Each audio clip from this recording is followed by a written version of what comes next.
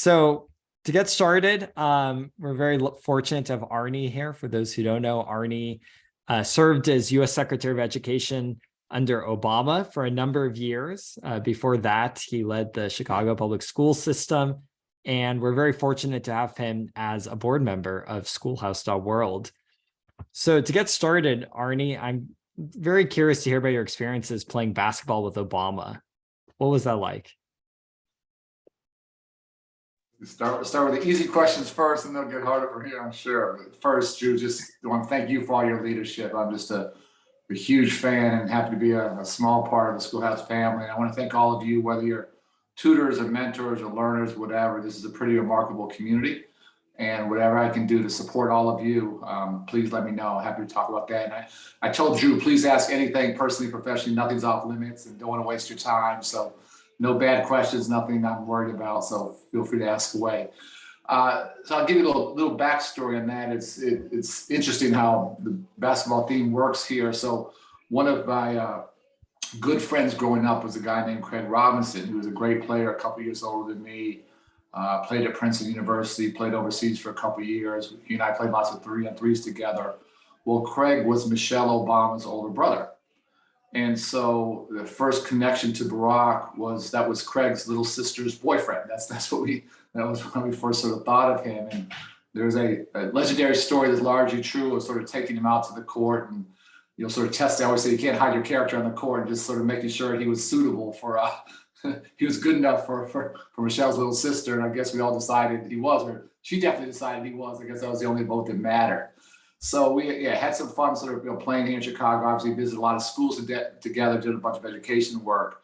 But going to DC, that playing ball it's actually pretty interesting. That was the only place I think where he could be Barack and not be President Obama. And people always ask, do you take it easy on him? I'm like, no, if I was playing against him, I was trying to kill him. If we were playing together, we were trying to win. But if you sort of took it easy on him, that would sort of ruin the game. It sort of ruins the competition, which is the fun. So I know how much of a stress relief it was for me and how we just enjoyed the camaraderie. Obviously, his job was exponentially harder than mine. And so those are real cherished memories. We had a good group of guys who played pretty consistently, little courts around DC, and just a lot of fun together. And I needed it bad. I think he needed it as bad or not more than I did. And do you think it affected your working relationship at all? I mean, clearly not every secretary and person in the White House was playing basketball with him. Like, did this sort of change your relationship, or was work done on the courts, or no? It was a piece of our relationship. I think what was most important, it really was a tremendous advantage, Drew, was just having a personal relationship with him before we came to DC. We were friends. My wife used to do groceries with him sometimes on Sundays at the grocery store here. And, so it just was, so I'll tell you a funny story there that I went home one night and told my wife, I think Barack's going to run for president. And she said, president of what? She thought it was like the condo association. I said, I think he's going to run for president of the United States. She's like, Barack, no way. And, the rest is history, but sort of blew her mind. But having that sort of trust and having visited schools together and done policy work together, that is unusual, for any cabinet secretary to have that sort of personal relationship. And I think, I trusted him implicitly. He trusted me. I knew he would always have my back. We sort of had the same values in terms of education. And honestly, I had no aspirations to be the Secretary of Education. I was quite happy. You said I'd run Chicago public schools. I'd done that for 7.5 years. My real goal was to do 10. And I didn't go for the job or the title. I went because I wanted to be part of his team.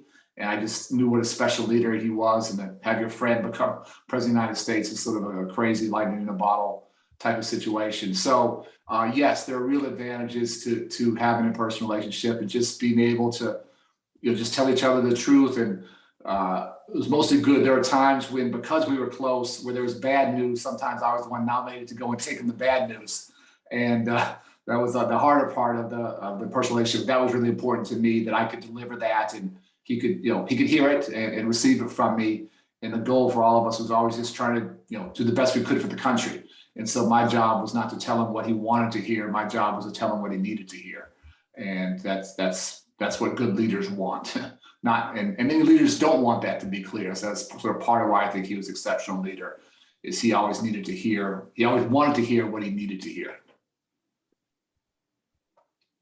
And I think, Arnie, as people were registering for this session, a lot of the questions were around what do the inner workings of your job look like as Secretary of Education? I don't think a lot of us have a great mental picture of even what the Secretary of Education does and sort of, what that looks like. Would love for you to paint a picture for us. I definitely did not have a clear mental picture going in. I'm not sure I had one coming out, but I was definitely clear 7 years later. So I'll try and sort of chunk it up a little bit in at least 3 chunks. So first is early childhood education. And that's for me a huge deal and one of the things I'm most proud of. And a lot of what you do, I'll just take 1 second. A lot of what you do in DC, it's really about collaboration.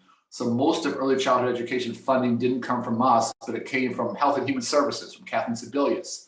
And so, building a real close relationship with her.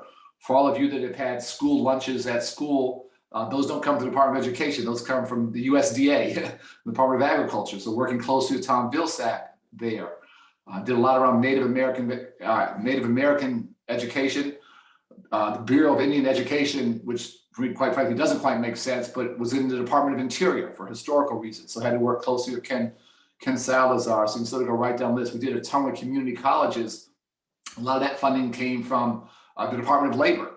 And so you can't do any of this stuff in a vacuum, and you have to collaborate. So on early childhood education, really trying to increase access and make sure it's high quality. I'll always say that's the best investment we as a nation can make is in our babies and helping them get off to a good start and enter kindergarten, ready to be successful academically, socially, emotionally. Was so super proud of the work we did there. On K-12 education, the federal piece of the funding is usually only about 10 or 11%.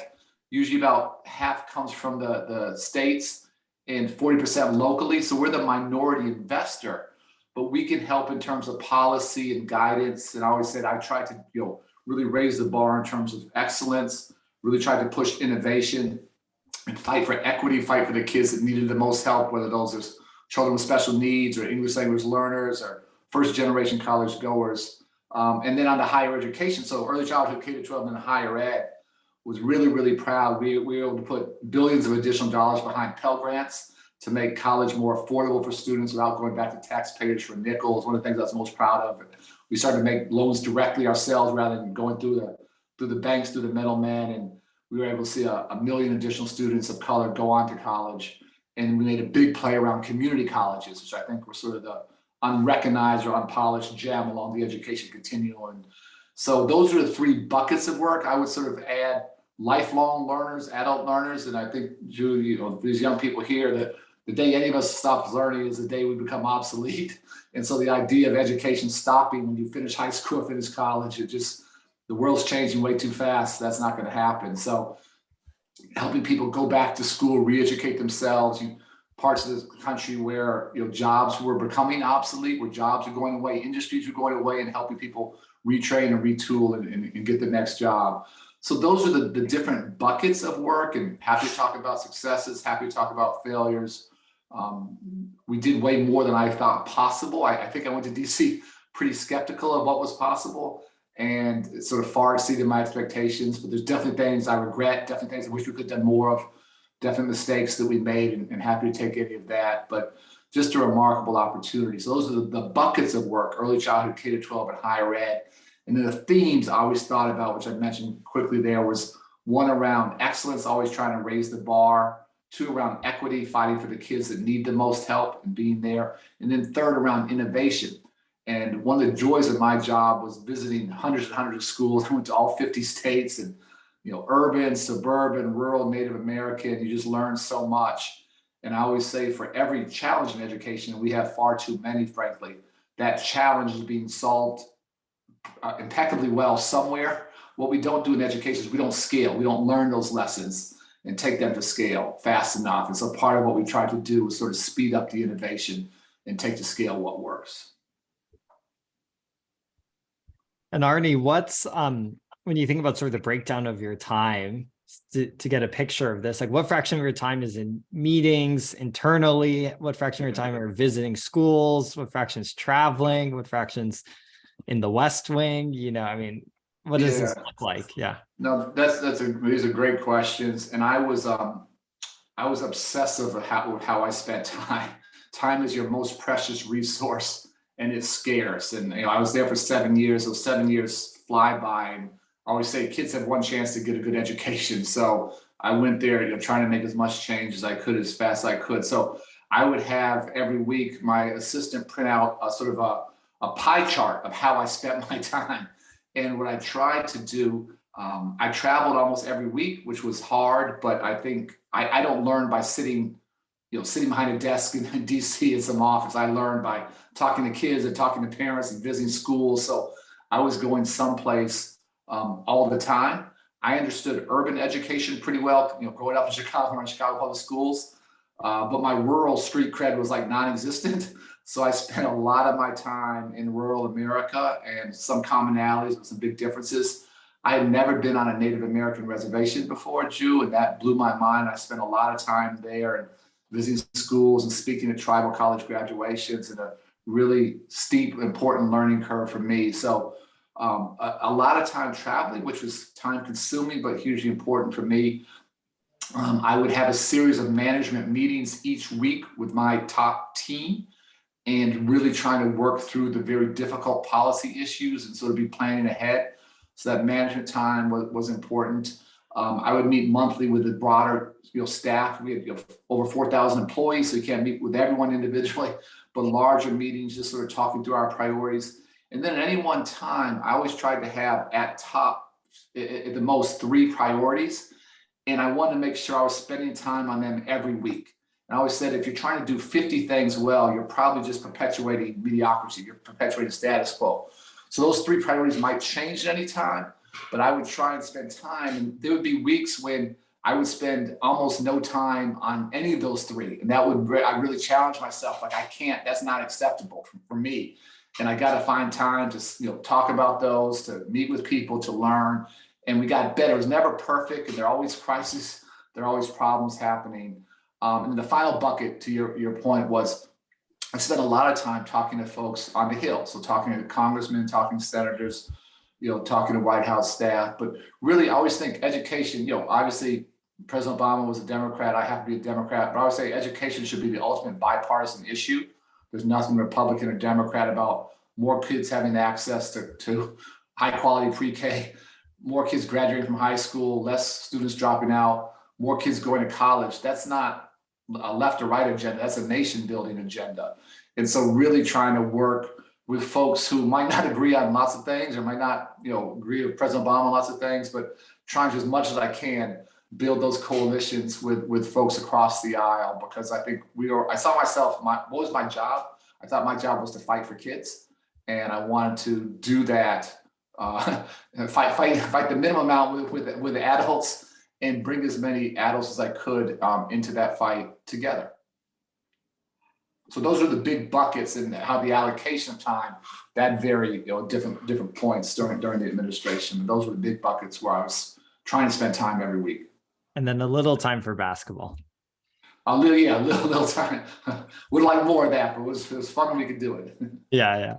Well, I want to make sure we get to all the great questions that are coming in, and we'll just sort of go in the order of which they're sort of being upvoted right now. And I'll have people share if they're down to share. So how about we start with you, Rayon, if you want to quickly introduce yourself and then share your question for Arnie. Hi, my name is Rayan. I am calling in from Malaysia. And well, I'm a tutor on Schoolhouse, and my question here is about what you see as the future of online education. Do you see that it will supersede physical education, or do you think physical education will still be an important part of the education infrastructure? Well, that's a great question to start on. So I think obviously the pandemic changed the world, and I hate that it happened, and I hate that you guys missed so much, in-person school. But I think in some ways we've crossed the Rubicon now, and virtual education sharing is going to be part of how you guys learn the rest of your lives. So for me, it's never a conflict. It's both and. if you look at studies of where kids learn the best, learn the most, it's a combination of high quality online instruction and great personalized instruction and being in class. And for me, that part of learning isn't just the academic part, it's not just the intellectual, it's the friendships, it's the camaraderie. And that's what I sort of hated most about, I'm just so sorry, I always want to apologize to young people that, here in America, I personally feel we handled the pandemic so poorly that you guys lost a chance to just have normal friendships and socialize. And my kids were both, sort of high school age during that. And it was very, very tough. And so for me, the physical part of learning isn't just learning, it's just building healthy relationships and getting to know each other and, finding common ground. And I want as much of that as we can. So it's a long answer question. I think it's always going to be a hybrid. That might vary depending on how old you are. I think online learning is probably terrible for 5-year-olds.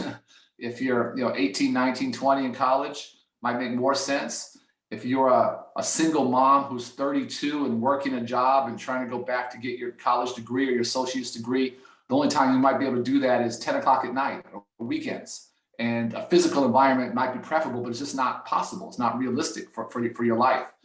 And so for me, it's not about a one size fits all. It's trying to meet every individual learner where they are at that point in their lives and sort of moving away from sort of mass instruction for everyone, one size fits all, to highly personalized. And that personalized learning can be online and that can be in person. And I'll give you just one more thought that this has not happened. I was hoping this would happen, but you just think about, not all examples are so easy, but one for me that is pretty easy to articulate is think about Algebra 1, which most students, freshmen in high school here, sometimes 8th grade, take. And I always think about who is the Albert Einstein of Algebra 1 teachers in the country. And they're not all made the same, but there are some, use a basketball analogy, who's the Michael Jordan of algebra teachers. And today that teacher probably teaches at most 100 or 120 kids in a day. But just think about if the algebra teacher could teach 1,000 or 10,000 or 100,000 kids, so that kids wherever they live, Native American reservation or remote Alaska, can learn from the Albert Einstein of algebra teachers. And then you could use that class time for small group instruction and tutoring and help sort of a little bit what you guys do with Schoolhouse, meet kids where they are. And so there are ways to think about both changing the virtual instruction and changing the physical instruction, so that more students can benefit from the best of the best instructors, whether it's here in the United States or obviously now across the globe.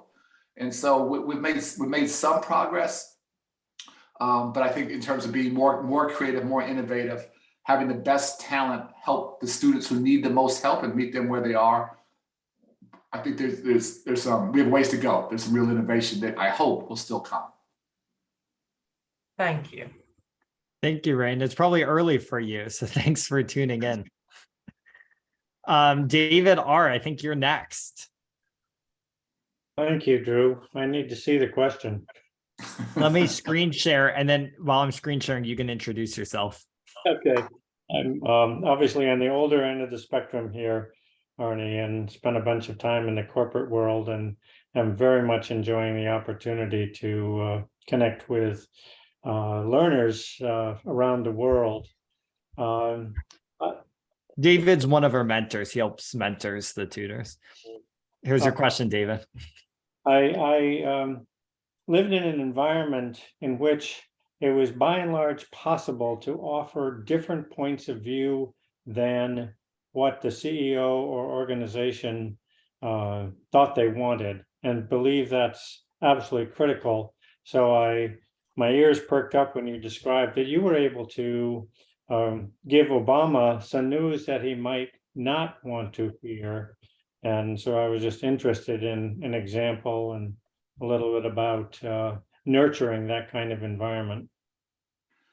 Yeah, no, it's a great question. And if you worked in those kinds of environments, then you worked for fantastic leaders, or you were one of those fantastic leaders. Because for me, it often feels like that's more the exception than the norm. That as people get more power, they become more insulated and sometimes more needy, and that becomes harder. And for me, it's just a great credit to who he was as a leader and his I think his self-confidence, maybe, that you didn't need to stroke him. You could tell him what he needed. So I'll give you a couple examples and sort of a broader point was that when early in the administration, obviously 08, 09, very, very tough economy, very scary time. It was difficult. Over time, the jobs numbers started to get better. So every month we were seeing, the job numbers increase.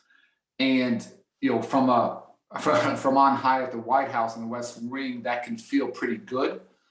But as I was out traveling the country, that wasn't necessarily translating to real people in real communities. Communities that were really struggling were still really struggling. And, just give you, Appalachia, West Virginia, where folks that had been mining coal for 4 or 5 generations were no longer mining coal and were really, really struggling, extraordinarily difficult. And so helping him understand that while those numbers are real in aggregate in individual communities, it was not like a rising tide, rising tide lifts all boats. Not all boats are being lifted, and that was a challenging thing. There were other examples, both I won't go be specific, but in terms of just his management, his leadership, and some issues around foreign policy where I had no expertise, but I had a couple folks from the outside who were very well respected, who would sort of call me with their critiques, their questions, and I would relay those. So I was more the messenger than the person with the knowledge, and having a couple key folks on the outside who just wanted to see us be successful, and where we made missteps or he made a mistake, they weren't shy about picking up the phone and saying, you got to think about this a different way. And that was really, really helpful. Thank you very much. Okay, I think next up is Shraddha G. My name is Shraddha. I'm from Wisconsin, and my question is, what is your opinion on the ungrading movement, and do you see it influencing education within the United States? Yeah, well, that's a great question. So I gotta try and keep my answers brief here. So let me sort of take a step back.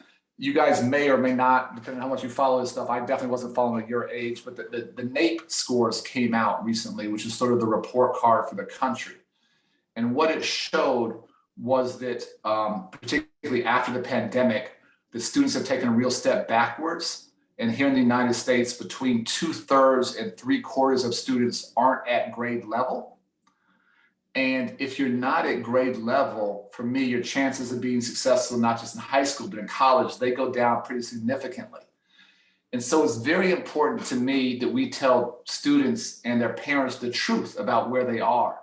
So that was sort of, actually, it's a little bit like my previous story. So in aggregate, as a nation, we're really struggling now. We got a big drop in results. Not surprisingly, this is one stat that kills me, that the bottom 10% of students in America fell behind 4 times faster than the top 10% during the pandemic. So the kids that are furthest behind and need the most help were hit the hardest, which is not surprising. That's always, unfortunately, the way things work. The challenge is in the United States that only way I can describe it is grade inflations. Teachers give the vast majority of students really high marks. And so in a recent survey, 92% of parents think their children are on track. And so that's what they think. But in fact, 2/3 to 3/4 of the students in the United States are behind. And so that really worries me. One, it worries me the students are so far behind. And 2, it worries me that parents and students are a little bit oblivious to that fact. And it's part of that, actually, it's a big reason why I support Schoolhouses. When students are struggling, I want them to get more help. I want them to get individual tutoring. That's one of the best, maybe the best thing we can do for kids that are struggling. So I think I'm not for ungrading. What I am for is more honest, more accurate grading. And that can be complicated. That can be a little bit uncomfortable for teachers. But most parents pay attention to they pay more attention to the students' grades than they do the test scores. And I get all the issues around test scores, some bias there. And I always say test scores don't, they don't tell the whole truth, but they don't lie either. And so what I would like to see is continue to see students be assessed on an ongoing basis. Doesn't have to be high stakes, but understanding where they are, and to have grading that more accurately reflects where students are. Most of you guys are high school, but if a 3rd grader or a 4th grader or 6th grader is behind, I don't want to wait till they're your guys' age, freshmen, sophomores, juniors in high schools to help them catch up. I want to help them right now. I don't want to wait, because that gap gets harder and harder. So I want honest assessments. And so I guess I'm not for ungrading. I am for more accurate, more authentic grading. And then the final thing I'll say is, I recently, it's not a perfect analogy, but I recently went for my annual checkup with a doctor, and the doctor didn't just start prescribing me medications or just sort of ask how you're feeling, and they check your temperature and they check your blood pressure and they do some other tests. And I think we have to do that in education. All of us have strengths, all of us have weaknesses. Let's help students accelerate where their genius is. But if they're struggling, whether it's math or reading or social studies, let's help them build some confidence and catch up. And the only way I know how to do that is to honestly assess where students are. It's true, it's important anytime, but particularly coming out of the pandemic where so many students lost so much. I want to know where they are, and then I want to figure out a plan student by student to help them catch up absolutely as fast as we can. So for me, we're sort of in a sprint between now, November, and next fall we go back to school, like an 8 or 9 month sprint to help as many students catch up to where they need to be as we can, so they don't start the next school year even further behind. I worry about losing those students. Thank you. Sharada, I'm curious, are you an adherent of the ungrading movement? Or what piqued your interest? I actually learned about it from my AP Lit teacher, actually. So she has sort of an ungrading system, kind of grading system in our class right now. So it's like she does have like honest like grading, but like our like the grades on our transcript isn't reflective on like how well we do in class. It's more of like how much effort we're putting into like growing. And it's like I remember she like showing us her she had like this like research thing last year where she like researched with our past seniors, and like basically it was like her new grading system reduced a lot of anxiety and like increased growth. And I just like wanted to know like on a global or like more a national like stage how they would be like proposed. Yeah, well, it's actually really interesting. I know you get the question, but for me, that's not grading. It's like a more sophisticated, more thoughtful way to grade it. And yes, the big thing I want to know for all of you guys is how hard you're working, how serious you are. And that's the muscle that you guys got to keep developing. Is how do you solve problems? How do you work together? How are you tenacious and resilient when you're struggling in something? So for me, giving you just an A, B, C, D, F, that doesn't tell me anything about, again, your strengths, your weaknesses, what you're working on. So in my mind, that's not grading. It's a different set of indicators that she's evaluating, and I actually really like that. And for me, the phrase is a growth mindset. Are you guys continuing to grow and work and get better? And that's arguably maybe the most important skill that you guys can learn at this age, is how to continue to challenge yourself and solve problems and work together. Thank you. Okay, I think we have a few more questions we can do before Arnie has to leave. Agalia, are you here? I saw a question, but I don't know if Agalia is here right now. Okay. And I apologize if I'm pronouncing your name wrong. Tahoe, okay. You had a question, several interesting questions if you want to share. Oh, go ahead. Oh, so I want to know, do you have any tips on how to study effectively? Because I procrastinate like 5 hours per day. Yeah, that's a hard one. I did my own share of procrastination, so I can relate. I understand. Well, I'll say what's gotten harder for your generation, we didn't have cell phones. We didn't have those distractions. And that I know there's a lot of technology there are a lot of benefits, but there are a lot of downsides, frankly, to those phones, because there's a constant flow of information. I worry everything's flashing up so fast, your attention span gets a little smaller. So what I would recommend, and again, you have to sort of figure out, everyone works differently, is how do you carve out 20 minutes, 30 minutes, whatever it might be, where you can really sit down and concentrate and focus. And then if you want to take a break and play on your phone or listen to music or do whatever, then you come back at it. But it's just sort of a daily schedule. For me, it's not you have to study for 5 hours straight. Nobody can really do that. But if you have 20-minute, 30-minute times where you're really focused, and then again, relax, do whatever you might want to do. I think that's really important. for me, I had I think a real advantage, growing up playing basketball. That was sort of my discipline. And for you guys, it might be sports, it might be music, it might be art, it might be whatever. But having that, time to sort of, create some space and free my mind, that I knew when practice was done, I sort of had to come home and take care of homework. And so for me, if it, the last thing I'll say is take bite sizes out of this. If you're maybe exaggerating, but if you're procrastinating 5 hours a day, see if we can cut that not to 0 tomorrow, but to 4 hours. And just chip away the next week, 3.5. And easier said than done, but just trying to build some new habits. And you don't build a brand new habit and change 180 degrees overnight, but holding yourself a little bit accountable. And just trying to set some goals. And again, some days you might do great, some days you might not work, and grant yourself a little mercy, a little grace, and just keep trying to. But the thing would be to track a little bit over time and to figure out, like a month from now, are you doing a little bit better? And I promise you, if you're doing that, one, you probably get better grades, but two, you'll feel better about yourself, a little bit more in control.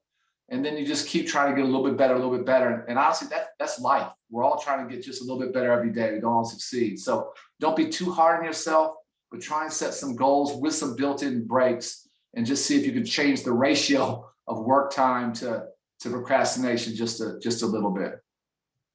Thank you. That's like a really good idea. I'm gonna use that. Let me know how you do. We've got to report back. And then Serena, I think you had a great question. Thank you. Good evening, good morning from over here. Okay, my question is, a lot of children in developing countries lack educational opportunities.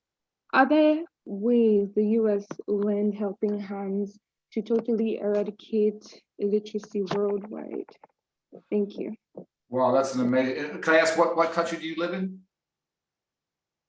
I'm a US citizen living in Nigeria. In Nigeria, got it. Yeah, I've done a little bit of work in Kenya and got some sense there. And I go to Haiti every year and work there, and visit some schools, work with college students, young leaders, sort of emerging leaders. And it is it's devastating to see the lack of opportunity you see in countries, the majority of students not having access to school. In many countries, unfortunately, it's the girls who are particularly lacking those opportunities. And so it's just a great point. I think the US and other developed countries can and should do so much more. And again, whether it's virtually, whether it's online, whether it's building schools, whether it's funding teachers, funding schools of education to develop teachers. I would love to see us as a nation provide that kind of leadership at a whole different level across the globe. And again, it doesn't have to be just us, it can be with other folks. But if we're trying to eradicate poverty, if we're trying to build democracies and give people a chance to be successful and move away from authoritarian regimes, one of the most, if not the most important thing we can do is having educated populace everywhere. And so lots of interesting work, but nowhere near, to your point, at the scale that we need to be at. And that's an amazing place where we could provide some not just education, but some moral leadership for not for the country, but for the planet, for the globe. Thank you so much for your work and your answer. Arnie, I know you're going to have to run in a minute or two. So to wrap up, bring it back to Schoolhouse. What are your hopes for Schoolhouse over let's say the next 10 years? We talked about a lot of big problems in education. Where can Schoolhouse fit into this larger picture? Yeah, well, one, just again, thank all of you for being part of this community, and thank Drew for being our captain and shepherding us. So I have big dreams, big ambitions, and for Schoolhouse, I wouldn't have joined if I didn't think this was so important. And I think one of the big things I learned in DC is I'm a little tired of what I call small pilot programs. And I want to take what works to scale.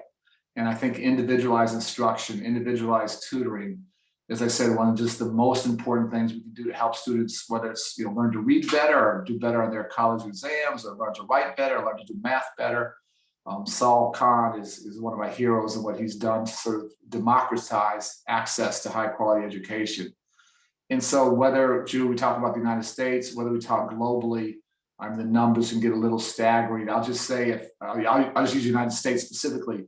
If we have about 50 million students and 2/3 to 3/4 are behind today, that's, pick a number, 30 million, 40 million students who need some help, And if you go globally, it's exponentially that.